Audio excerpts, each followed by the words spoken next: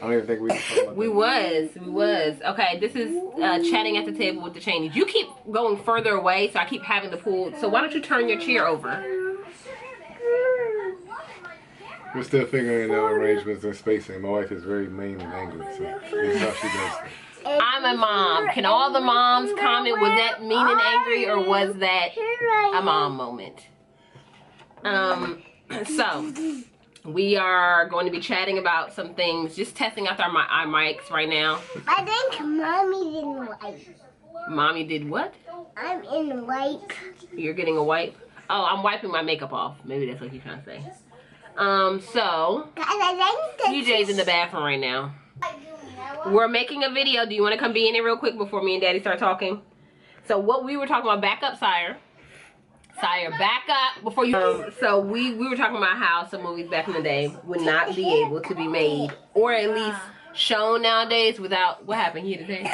Without some or a lot of pushback due to cancel culture and people being extremely sensitive nowadays. I don't say it's uncalled for sensitivity, because sometimes the pendulum has to swing all the way in order for things to straighten out, and then it can be like, okay, now we can be, you know, normal about things. Daddy, eat the mac and cheese. So one of the movies, sorry if I look completely different after I take this makeup off, y'all. That's better. I'm doing a video of taking makeup off versus putting it on. This is more natural. I like it. I love it, actually. Okay, so the first movie we was talking about was because, should I say this? I'm gonna say it.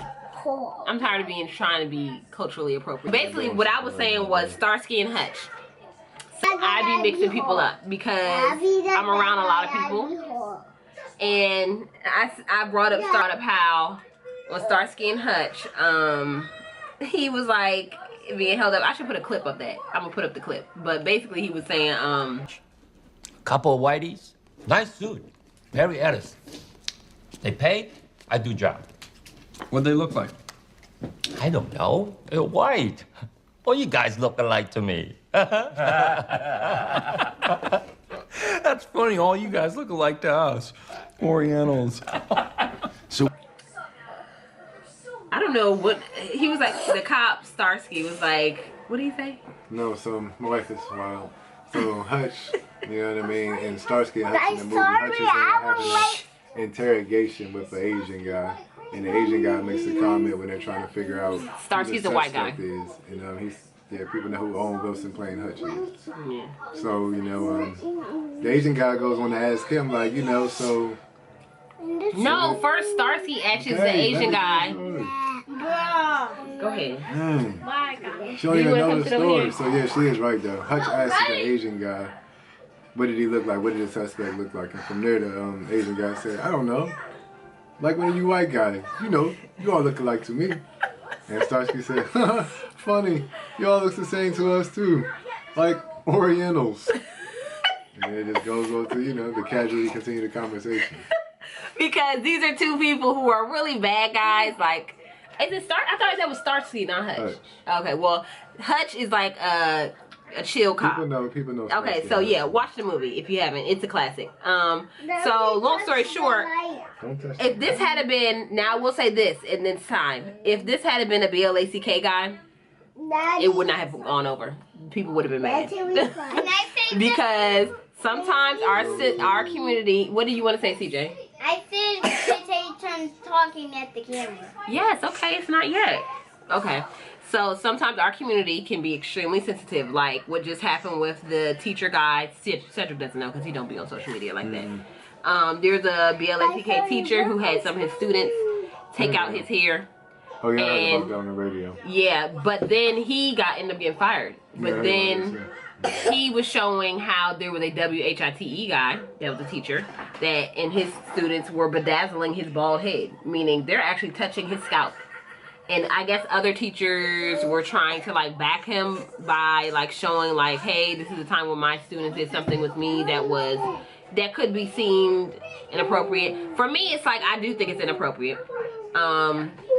Just because it's just, you gotta have certain boundaries. Just because I was just about to say, just because you are the first, don't mean it shouldn't have been in somebody else before you. Sometimes it gotta be a precedent. Yeah. You know what I mean? Especially when it comes down to children. You know what I mean? Certain things especially teenagers, because they already think they're grown. Exactly. You know what I mean? So I was just about to say that with things being so fast-paced and forward, they do think they're in places that they shouldn't be in.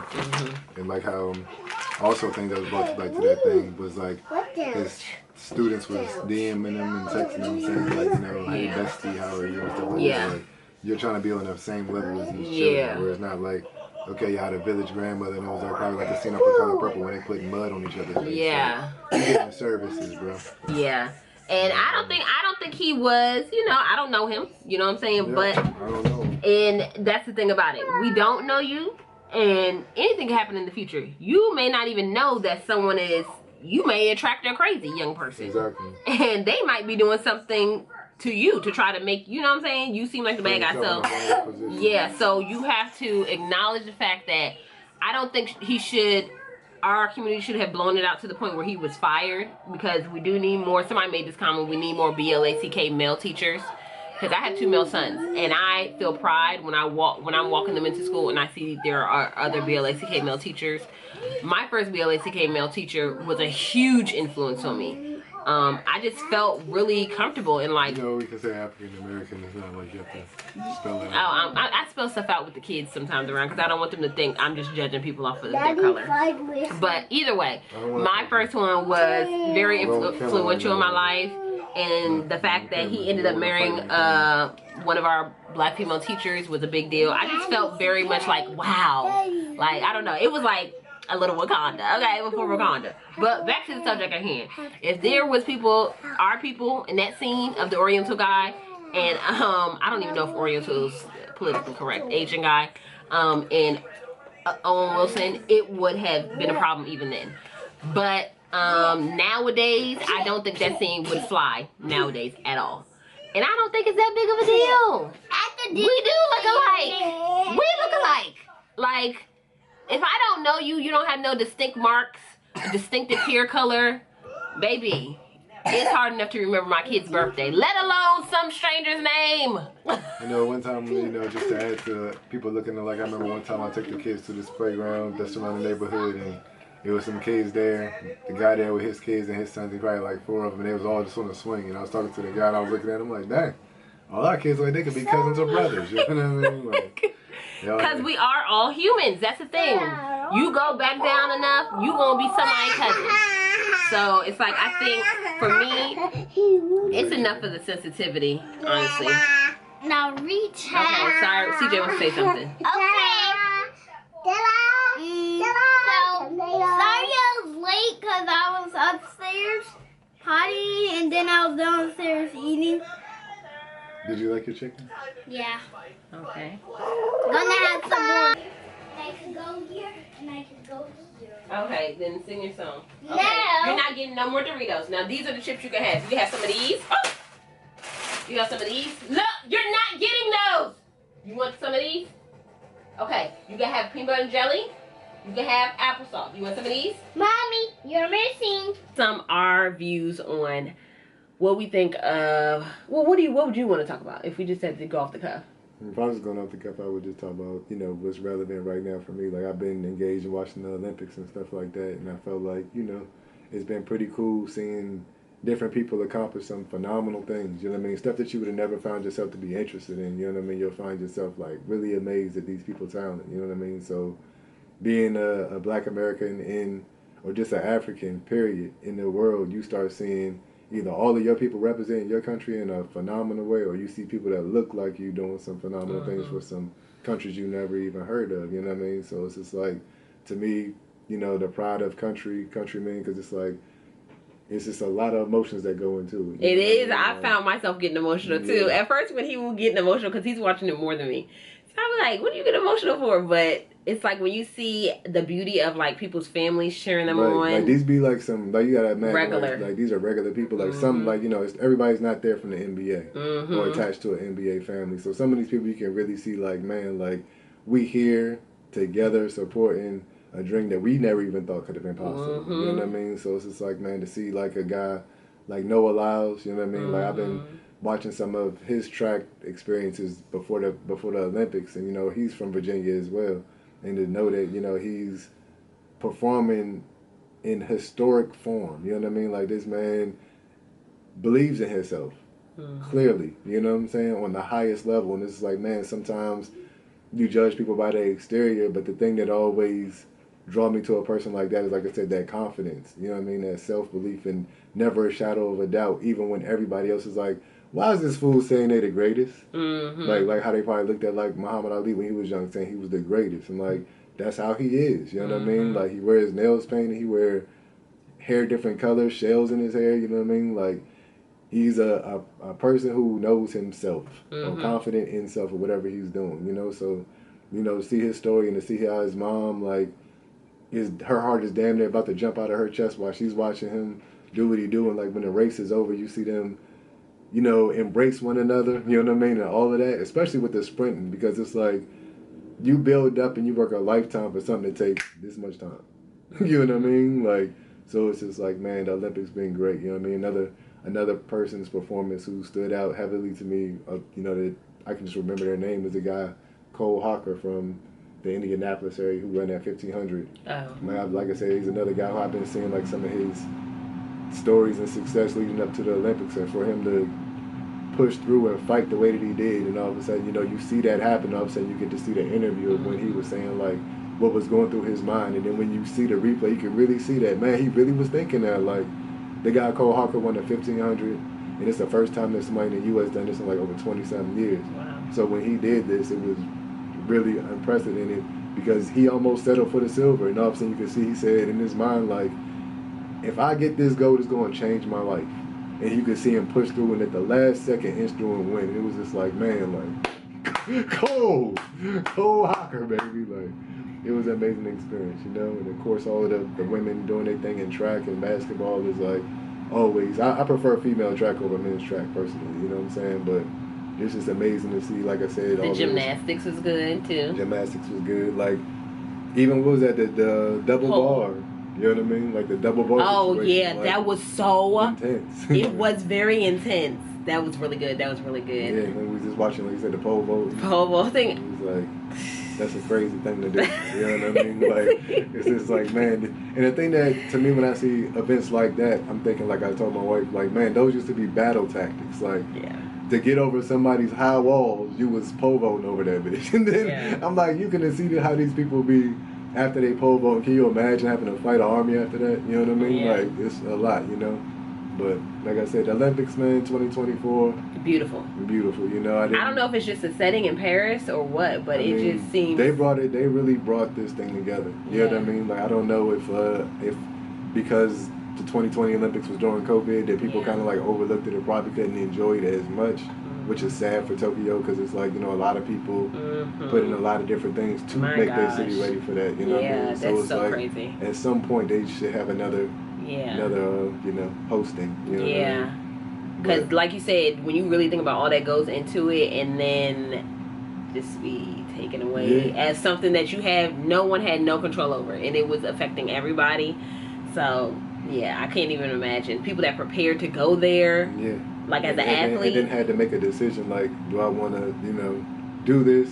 You know what I'm saying? Or not. Same way, like how the NBA had to decide, right? Like how the NBA players had to decide, like, do we want to go to the bubble or not? Like, people forget, like, high-level players decided to not play in the bubble at the time. Like Kyrie Irving said, no, I'm not doing it. Yeah. You know what I mean? And just think, if you didn't go in 2020, you knew you were going to have to wait and hope and pray that you could still, and qualify again. Like, because you guys said, like, you know, it's like it's people who never get a shot, let alone, you know what I mean, getting a shot and then staying in shape to the next one 4 years later. Like, that's hella dedication. Like, you can age out sometime, literally. And like, that's reason why I give like a lot of props to Sha'Carri Richardson. You know what I mean? Like, because like, from what I don't know the full story. I'm pretty sure once the Olympics is over and they get the understanding of what went on. But from my understanding, the lady Shelly Ann Fraser-Price, who is from Jamaica, wasn't able to compete because they felt like they was cheated out of the warm-ups. I heard that it came down to they wasn't allowed to go through an entrance because of a last-minute rule change. So her and Sha'Carri Richardson didn't get the warm-up? Sha'Carri didn't get the warm-up either. They had to walk an hour around to get oh to my gosh. And she decided she wasn't going to do it. Yeah, because now it's like, I don't know what it's going to be giving. But the thing about it is, like how you just said, Shelly Ann Fraser-Price is one of the older runners. Yeah. You know what I'm saying? Like, this probably was going to be her last Olympics. one. You know what I'm saying? Like, I don't see her running in another 4 years at the rate that she does. Yeah. Now. Oh, I would be so mad. Yeah, but then, like I said, mad is one thing. But sometimes you gotta, if you want it bad enough, you gotta just try. Because that's what Sha'Carri did. She didn't get gold. But now it makes sense. She got silver. Yeah. But the thing about it is, and this is her first time, right?